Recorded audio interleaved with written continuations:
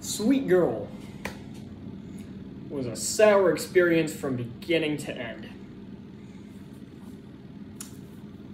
This can't be that difficult, Netflix. This can't be that difficult. How do you make shitty movie after shitty movie with only brief films that are good? Last year, not a single Netflix film was good. Not a single one. All of them were trash. This year, pretty much all of them have been crap outside of Mitchell vs. the Machines, which was okay, and Troll Hunters, which had a shitty ending. They can't make good... I am convinced that Netflix hires the most shitty writers and directors for these films. There's no other way to do it. I swear, they hire amateurs to do this stuff, because this is amateur filmmaking. Not just this film, but pretty much every Netflix film to be released. The only one that I know has a shred of competence was Troll Hunters Rise of the Titans, because they've been making multiple TV shows that were good and had some legit talent behind it, with a producer like Guillermo del Toro and a writer like Mark Guggenheim, who wrote one of my favorite young adult films, Percy Jackson, Sea of Monsters. Sure, he wrote Green Lantern, but he was a third-string co-writer. That doesn't count. So, I mean, he helped with a lot of the good portions of the Arrowverse, which aren't many, but he still had a hand in it. So, this can't be difficult. So, yeah, if you couldn't tell from my opening line, this movie was a disaster. It put me in a bad mood. I'm here to bitch about it. And it sucks because I was having a very good day up until that point. I watched it last night at, like, 11 o'clock. I was having a really good day up till that point. And it kind of ruined the ending of my day. Because then I watched a couple episodes of Titans afterwards. I need to catch up on that. And Titans is getting better. It still sucks, but it's getting better, but it's still bad. So I did not watch very many good stuff last night, so I'm here to bitch about possibly the worst Netflix film ever. So this movie has an okay premise at the start. This man, Ray Cooper, and his daughter, Rachel Cooper. Yeah, it's Ray and Ray. And his wife and her mother dies of cancer because of this, like, pharmaceutical company, I guess, took almost what would have been something close to a cure for cancer off the market, and it's never explained why. I just realized that right now, that it's never explained why it was took off the market. Ever. They acknowledge it was multiple times, but they never explain why. And so Ray essentially goes after them, and after a source that could possibly bring all this stuff to light is assassinated by a hitman, he goes off and seeks revenge, if you can tell. Did anybody watch the trailer for this? I think I watched the trailer. I'm honestly not sure. I think I did. I can't remember. I legitimately can't remember if I watched the trailer for this. I think I did. But, so yeah, this movie stars Jason Momoa and Isabella Merced, who I know are good actors, but they are completely out of their element here, which is weird, because Jason Momoa, yeah, he's like the big, strong action movie type, like he was in Aquaman and the other DC, and Justice League, the mediocre Justice League, not Zack Snyder's fecal matter. So he's good at playing, like, what he's good at is, like, the stoic badass, and he can do comedy pretty well. When he had to have, like, an overly emotional moment after his wife dies in this movie. And it was so over the top and felt so forced, you could tell this isn't what he's good at. And Isabella Merced, she does a lot of, like, smaller, like, family comedies. Like, she did Instant Family with Mark Wahlberg, and Dora, The Lost City of Gold. I never saw that, but apparently it was good. And Transformers: The Last Knight. And you would think that would be able to transfer here, but her performance is just plain bad. I don't know why. She's a good actress, but again, she seems completely out of her element. This isn't something like, take for example, two actors, Ross Lynch and Zac Efron.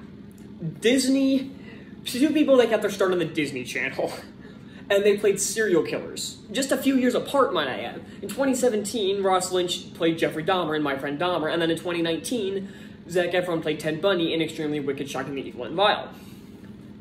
And this isn't a case of being out of their element because they hadn't evolved into what their element was. Ross Lynch had done just a bunch of Disney Channel stuff, and Zac Efron had done a lot of like adult R-rated comedies, most of which were terrible, like Dirty Grandpa and Baywatch and that crap since the Disney Channel, but they weren't out of their element because being out of your element's different from trying something new.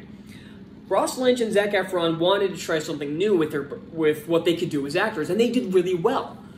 That's the difference between that and being completely out of your element. And that seems what Jason Momoa and Isabella Merced were in, because they're good actors with terrible performances in this. I mean, Momoa is okay at times, but most of the time his performance is just terrible. I don't know why. I don't know what happened here. I know these two can act, so why aren't they acting? And every other aspect of this film is sloppy and amateurish. The story is incompetent and has a really horrible twist that I'll get into later. This is another pitfall of this year's trend of having shitty endings.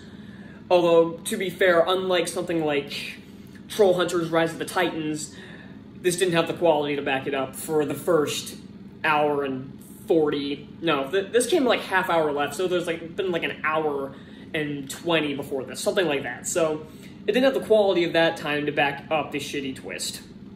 So yeah, we'll get to that in a second, but something I want to talk about is the action here. This is supposed to be like a gritty action movie. You can't see dick during the action sequences. I don't know why I phrased it like that, but it's true. It's the same thing that happened with Snake Eyes. There's a lot of close-ups, a lot of shaky cam. You can tell there's some okay choreography at times, but I can't see a damn thing. It's shot so poorly, the shaky cam's a mess, the editing is atrocious, and not only that, this creates two problems with the action that I'll get into after I discuss the twist at the end, because it's important. And the other actors don't do very good either. They're all bland. I don't know if it's the script, the directing, or if these actors just aren't good. I know in the case of the two leads is that it's the script and the direction. But everybody else, I have no idea what was going on. I don't know if the script was just so bad they couldn't do anything, if the direction they were given was terrible, or if they're just bad actors. I don't know. I haven't seen anybody else in this, so I don't know. But I discussed the fact this plot is ludicrous already. Like, it's a simple revenge plot, but it takes all these stupid detours and it makes no sense. And there are entire scenes of this that are entirely pointless. Like, okay, there's this hitman that's coming after them, and we waste an entire, 2-minute scene of him buying a van. Now, this is the van that would ultimately start following them, and that gives a tip that they're being followed, or that they found the guy. But do we really need to waste time with this? It really could have just cut away. It could have cut that scene and missed nothing. There are multiple instances where I can cut an entire scene and it would miss nothing. So, let's get in to the twist of this movie.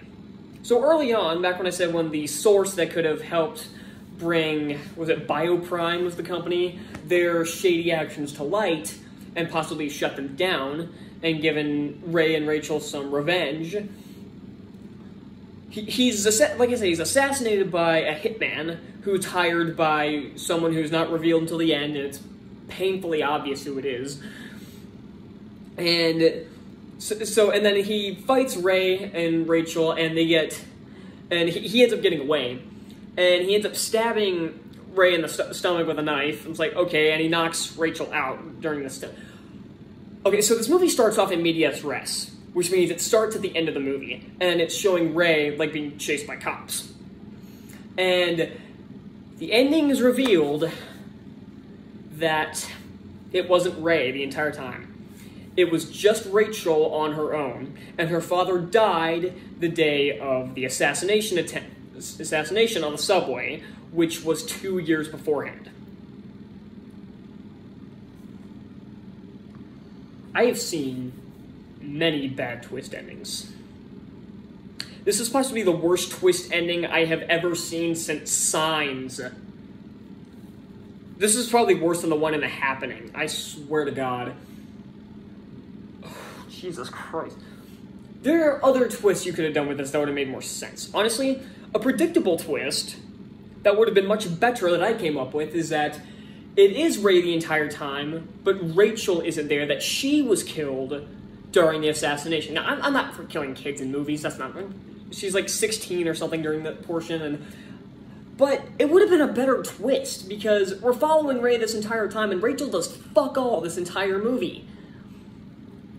And I guess that's supposed to be a hint, and that's supposed to prove, like, yeah, it was totally her, and that's why she was doing absolutely nothing, but the simple fact of her not actually being there would have been better for Ray's character, because it would have shown, because it still would have been him going the entire time, which makes a lot more sense, because, and this brought up a problem with the action that I saw earlier, most of these guys should not be able to beat Jason Momoa in a fight.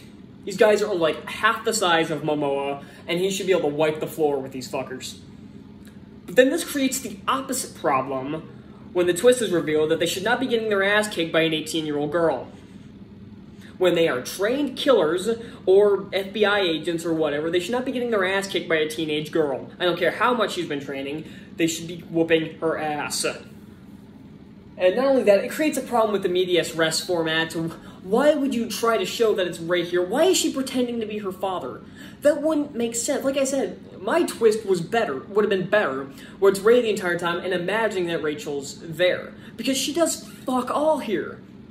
It would have made a lot more sense, because, especially a scene where he has the gun, like, pointing to one of the guys who worked for Bioprime. He has, like, a gun pointed to him, and Rachel, like, kind of freaks out because she doesn't want him to kill anybody. She doesn't want that, and she kind of stops him, and the hitman gets him anyway, but that's not the point.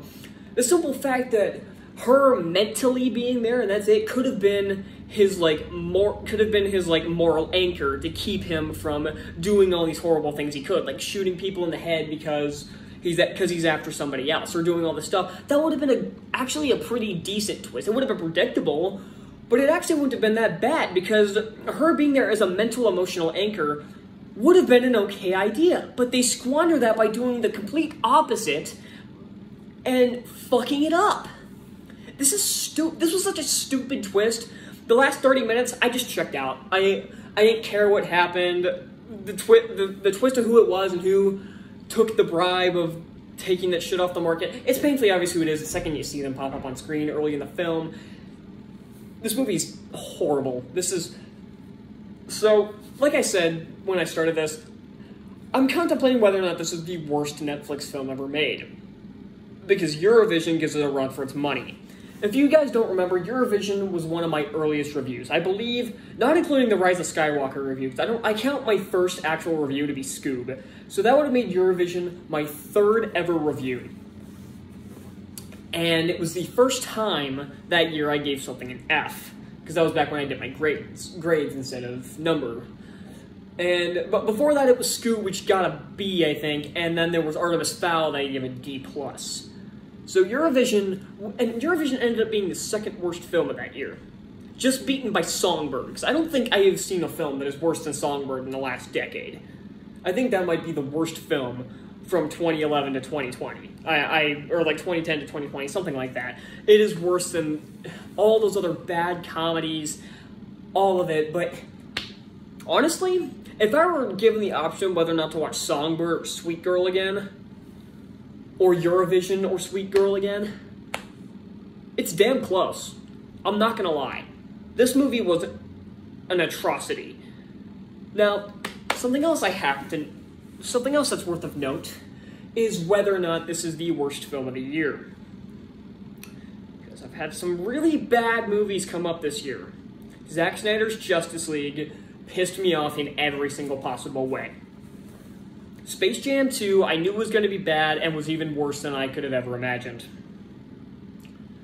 Then there's Tom and Jerry, which I had high hopes for and let me down in every way possible. And then there's Army of the Dead, one I knew was going to be bad and was again worse than I could have expected. This goes somewhere in there. Even though this is another one that I knew was going to be bad, I could not have imagined it would be this fucking horrible. I can't fathom how anybody thought this was a good film. I don't know how this was.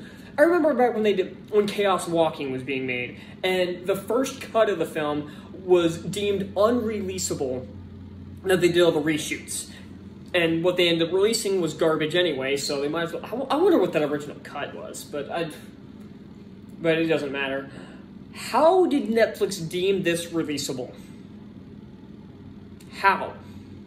I keep bringing up this quote that somebody commented on, I believe it was my Secret Magic Control Agency video, that they say, I think Netflix makes films when they're bored.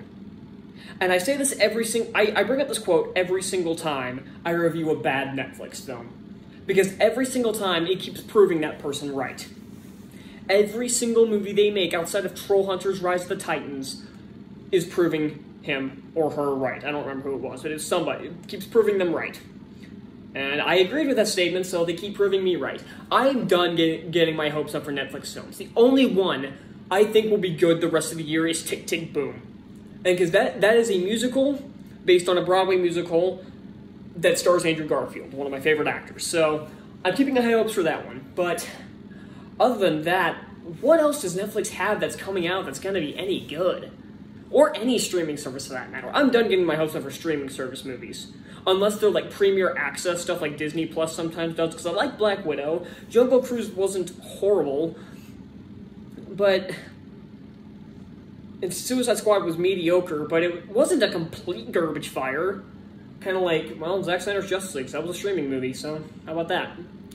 So, yeah. This is atrocious.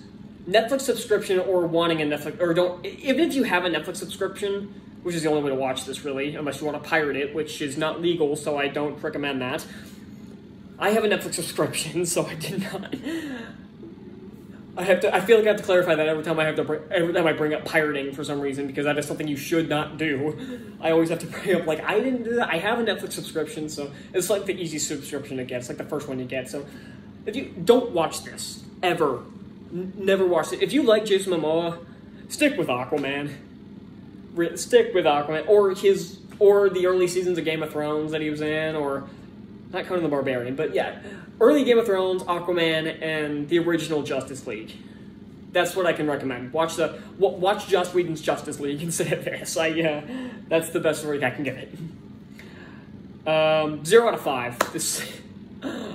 The fourth one of this year. I think Army of the Dead probably should have gotten a 0 out of 5 too, but I was kind of being generous to that, but I really shouldn't have been. But man, I did not expect it to be this fucking horrible.